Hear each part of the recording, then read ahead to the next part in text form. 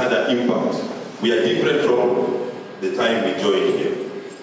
To avoid that confusion, trying to think somebody who has a degree is not any different from somebody who doesn't have. It manifests in so many ways, but I'm not going into that detail. I also want to say that sometimes the area of study that we have gone through while here is totally different from what we will eventually do. I don't know where I got this, I read this definition from, but somebody was saying a graduate is somebody who is easily trainable. You can be trained to do anything. You could have studied agriculture, and then the bank wants a loans officer. Okay? People think banks is for those who do business courses. Okay? And then you become a banker without having not even dreamt that you never work in a bank. With your Bachelor of Science, Agriculture, you become a loans officer in Housing Finance Bank, assessing loans that the bank needs to give to farmers. There are so many examples like this. There are doctors who have never treated patients, but they were with us here for 5 years. They become project officers, writing reports and what? They never interface with patients. But throughout your study here, you are in Lacho, you are in Regional Referral Hospital, you are in the ward, you are in the theater, and so forth. So I don't want you to go out there with a fixed mindset. I studied this, now this is the job I'm going to look for. You'll be very surprised how you will enjoy doing a job that while you are here and after finishing, you had never thought was related to your course. That means you must be flexible to learn into new areas that we didn't expose you to while you are doing your degree course. There is this thing of seeing others succeed faster than you. I'm sure sometimes you, through your WhatsApp group, hey, you guys know, where are you? Now I am in the Prime Minister's office. Like, what? That guy whom I used to have in coursework, he's already blessed. And then you get disgruntled. Someone said, Bolt runs his race in 9 seconds, and it's done. He has earned his millions. We have there's a guy, a very famous long-distance runner from Ethiopia. Yeah? Is it Selassie somebody? For him, he's a long-distance runner. But they all finish, but at different paces. So, the balls of this world are there. Some of them are among you here. They will get placement very fast. For you, probably you're a medium distance runner. After a year or two, the others, people have taken 5 years without getting job placement. But eventually, the law of nature demands, eventually those of us who are in the offices will retire, and you have to get it. And you will, I can assure you, you will. But that happens at different times. Sometimes through efforts. I remember, actually when we finished high school, those days there was breakdancing, and there was this guy I think who fancied so much European lifestyle. And getting a visa to go to Europe those days was not easy. Those of you who know Kampala, Parliamentary Avenue, people would line there for visas from 2. When the visa interview is beginning in the morning, people sleep in the line. And this guy persisted. He persisted. He's in the States now. He persisted until he got a visa and went. Those are some of the demonstrations of persistence, how it pays off. When your mind is strongly glued onto something and you don't want to give up, it always stays. Okay? So the take home here is, do not compare yourself with others. Move at your own pace, okay? As you network, you will eventually get there. We normally step out with I have called it here a 5-year plan. I'm sure we all have a lot of plans in our heads. In 5 years, I must have a house. In 5 years, I must have a car. In 5 years, I must be a family person going to marry within the 5 years. This is where frustration sets in. If you set yourself a time frame and then your plans are not working out, maybe a few of them or maybe none of them, you want to become a manager immediately after stepping out of here, you want a large house, you want to become a family person. So the reality may be that all these are not happening. Okay? But you are not supposed to get frustrated. You get frustrated when you say to yourself, so I have talked about 5 years, but some people may be having even a shorter period of time. I must get a job this year. This is my New Year resolution. Okay? So setting those time, I'm not saying that planning within a time frame is bad. But what I'm saying is, it must be realistic. That SMART there is a management acronym. We normally use it for objectives which are simple, measurable, or attainable, realistic, and time frame. So we call it SMART, a SMART objective. So whatever you do after you finish your graduate program, try and think it over so that it's smart. Because if it is not simple, it is a very complicated target that you want to achieve. If you can't measure and it's not realistic, then you'll fail to get that target, and then you become a frustrated person. And then you start saying, those are the guys who say, now me, I don't want to apply. I've applied for jobs. I don't get it. Now I don't want. So don't set targets that are not realistic. Be realistic. How do I prepare? I have listed quite a number of tips here that you will also find them very, very helpful. The last time I was talking to the students, I asked, I don't know whether it was field induction, do you have a blueprint? And that has been amplified by Martin Luther King. Do you have your life's blueprint? Joel will tell you that a blueprint is a skeleton of a building. Every building before it's erected must have a blueprint. The basic structures. Do you have the basic things? Do you have a vision in your life? Or it has just been fun at campus, now I've graduated, life is easy. When the job comes, fine. If it doesn't, my dad has a house, I have a roof over my head, it's okay. Do you have a vision as an individual? You must have one if you don't. We have already talked about building on the networks that we have. When you are applying for a job, do you look at your CV? We have seen CVs with typos. A CV which you have taken time to prepare. Maybe even your name is written in lowercase.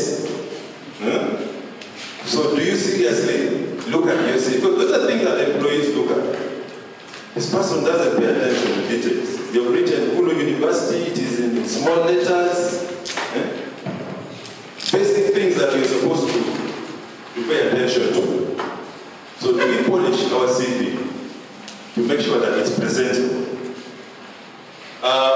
I think my next topic will be around interviews. How you can wow interviewers, how you should prepare, how you should organize your CV. You can receive 2 applications. One is stapled with the stapling wires, just about, even if it is 20 pages. But another one which is properly bound, looks smart, okay? It gives an impression. And I think this is a very serious applicant. So we need to pay attention to our CVs. Now you need to have one, okay? It may not have any job experience, but I'm also aware that some of you, probably during your stay here, you've had job placements. So not all of you do not have experience. So you must have a CV, you must have referees, serious referees, properly written, so that when you put in that cover letter, it looks presentable. So that is the thing that you should work out with. Don't ever think you will have a lousy application and somebody will call you for an interview. I've already talked about certifying papers, okay? The moment you get your transcript, go to the AR's office, have it certified, keep. Every time they want an application, you just put copies. So it applies to all your academic papers. Organize them. Ready.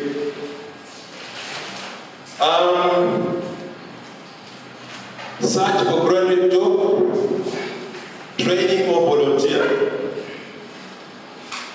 There are certain companies where you can just write and say, I want to come and volunteer. I want to work for free. And you go and impress people. They have not advertised for any position. We have some volunteers here at the university. Somebody just writes and says, I am a nurse. I want to come and volunteer in the medical unit of the university.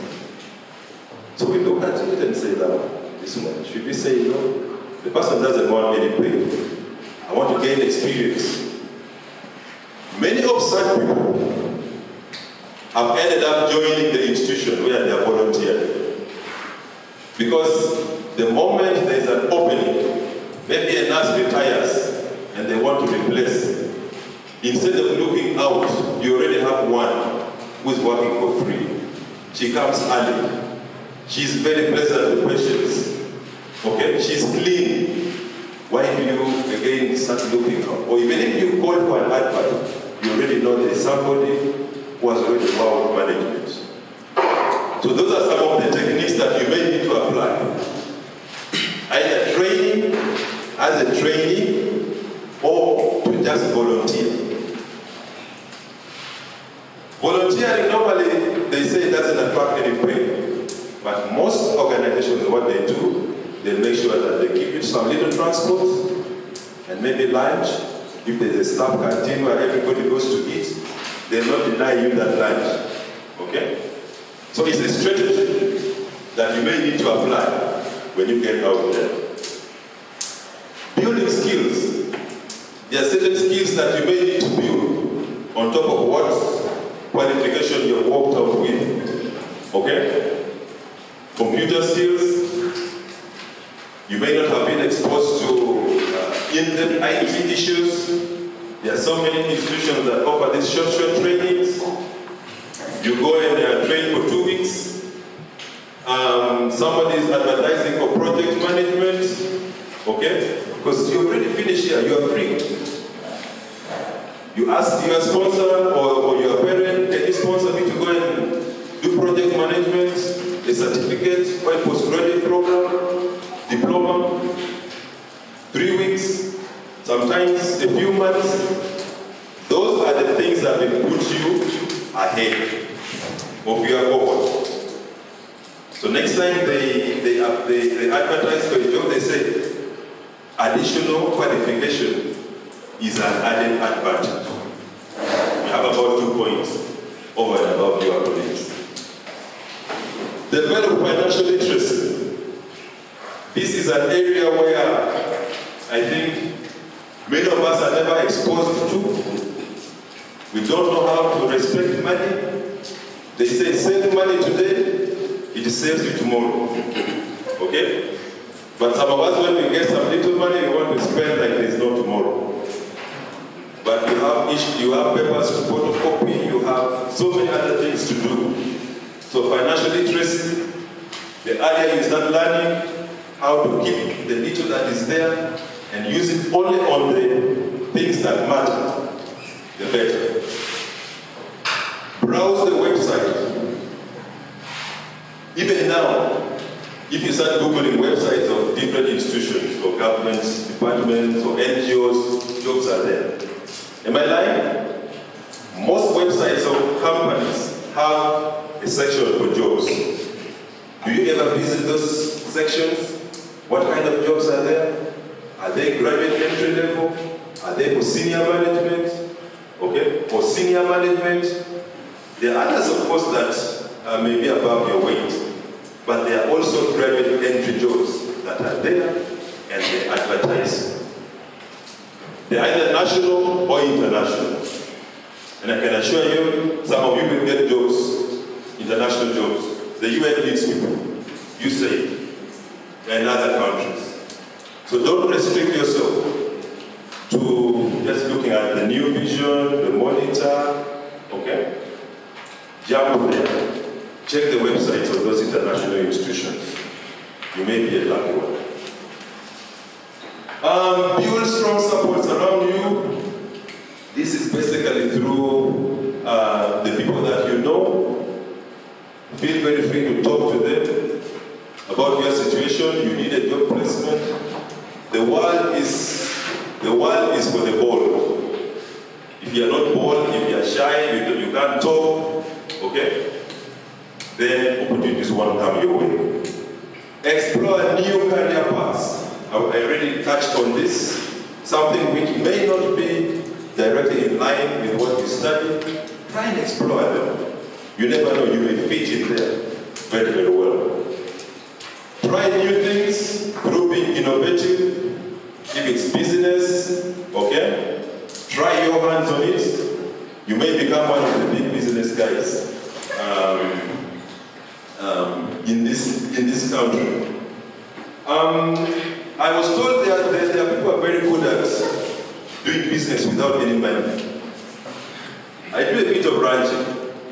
And when I'm free, when I was talking, I would go to the cattle market. Now, there are this group of people, they don't have any money, but they run to intercept guys who are bringing their animals into the market and say, Joy, how much is this bull? 2 million shillings. I've bought it, bring. I get the bull, I go to the market, I sell it at 2.2 to him. Okay?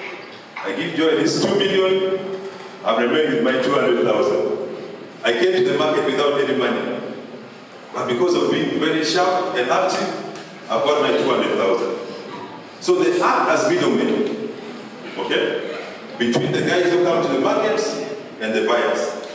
Now, there are some of the buyers who already know them, but sellers come from all kinds of places. So they tell Professor, you like buying bulls from this market. What size of bulls do you want? Professor, I want size which are, I can fatten. After 6 months, I said, so how many do you want? I want 10. Send me the money. Give me the size, I give you the price. So you will look for the 10 from the guys who bring. He puts 50,000 on top. 50,000 times 10, 500,000. He has done business without money. But for us here, we have this mindset. You want to do business, you must go to the bank, get millions of shillings. No. You can do business through connections. The way I've explained, there are so many other examples of people who do business like this. Just being middlemen without having any money, but they make money. Okay? So we need to be innovative and try new things.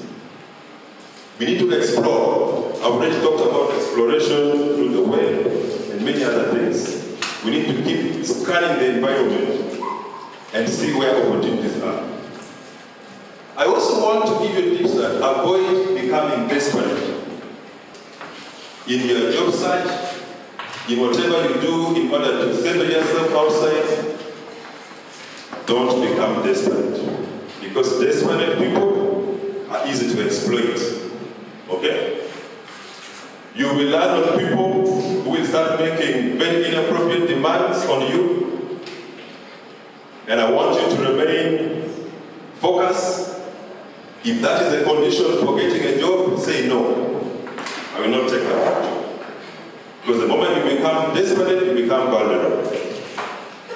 Especially the ladies. Okay? We hear about all these unethical things. Say, that job is not for me. I'm not going to take it. I will look elsewhere. But when you are desperate, then you leave it. And sometimes you don't get the job.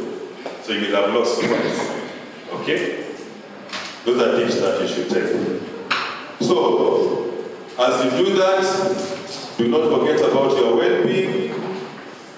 What do I mean about your well-being? Sometimes the effect of not being blessed can have a toll. There are some people who go for an interview and you clearly know this one has really stayed for maybe some time without having a job because he's into drinking, doesn't take care of himself. Now, you are reducing your chances. So you still need to keep afloat, take care of yourselves, so that when you present yourself for an interview, the panel will say, yeah, I think that is the lady for the job, or that is the young man for the job. Okay, I should be getting towards the end of my presentation. I have a brief conclusion there, that once you are graduate from a university, your entire world will open up to new prospects, new opportunities, as well as new challenges and new obstacles. So we need to balance these two and be prepared. When a challenge comes, you know how to tackle it. When an opportunity comes, you also don't take it with too much excitement. There are some people who ruin their lives because of being excited too much. They get his first salary and say, aha. He sleeps in PJs until the money is finished. Okay? Gets excited. And there are some jobs that are really, really paying. But some of those salaries you can't drink and finish them, or party and finish them. So you need to be at that early. When you start getting that kind of money, some of you will be lucky and get good jobs, manage your excitements properly, your opportunities, so that it works for you. When you get obstacles, don't give up. Talk to colleagues, talk to people who are senior, they will guide you. So if you identify some of those, whether opportunities or challenges, you know how to go about them, and you can prepare yourself to better what you expect, what you don't expect. Thank you very much for listening to me.